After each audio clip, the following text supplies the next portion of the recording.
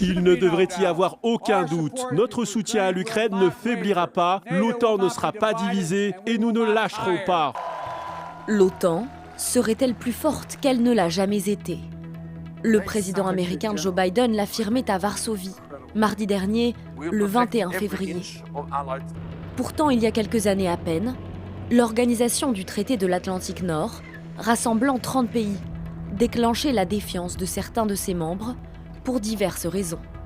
Des États-Unis, L'OTAN est obsolète, il est vieux, gros, brouillon. jusqu'à la France. Ce qu'on est en train de vivre, c'est pour moi la mort cérébrale de l'OTAN. L'OTAN en mort cérébrale. La phrase choc fait le tour du monde. Le président français dénonce l'absence de coordination de l'Alliance sur le terrain à l'occasion de l'intervention militaire turque en Syrie.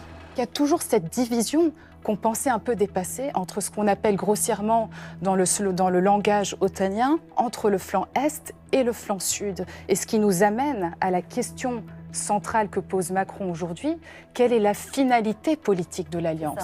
Sa finalité, l'alliance militaire semble l'avoir retrouvée. À cause d'un électrochoc, la guerre en Ukraine. L'offensive russe en Ukraine a frappé fort, des frappes coordonnées, des dizaines de morts et plusieurs installations et infrastructures ukrainiennes détruites. Immédiatement, l'OTAN se mobilise. Les pays membres envoient des armes sophistiquées, des munitions, des équipements à Kiev pour un montant de plusieurs dizaines de milliards de dollars. Ils forment aussi les militaires ukrainiens. L'Alliance impose à la Russie des sanctions de plus en plus lourdes et affiche surtout son unité. Poutine pensait que nous étions divisés. Il pensait pouvoir affaiblir l'Union européenne et l'OTAN. Il a mal calculé et il le voit se retourner contre lui.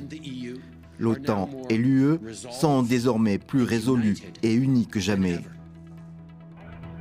L'objectif est d'éviter la propagation du conflit. L'OTAN déploie des militaires dans l'est de l'Europe. En tout, 40 000 soldats sont présents sur place, appuyés par des moyens aériens et navals.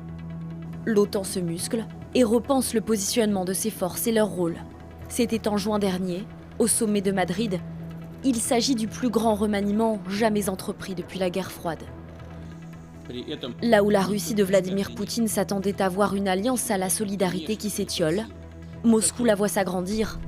En Europe, 2 pays sortent de leur neutralité. Ma position reste la même. Le moment est venu de ratifier les adhésions de la Finlande et de la Suède pour en faire des membres à part entière dans nos rangs. Faire bloc et continuer à fournir en armes l'Ukraine, dont les stocks se vident plus rapidement qu'ils ne sont réapprovisionnés. Un défi lancé aux pays membres de l'Alliance, dans l'attente d'une victoire nette de Kiev, contraignant Moscou à négocier. Mais ce soutien, coûteux, pourra-t-il perdurer si une victoire ukrainienne n'arrivait pas dans les prochains mois ?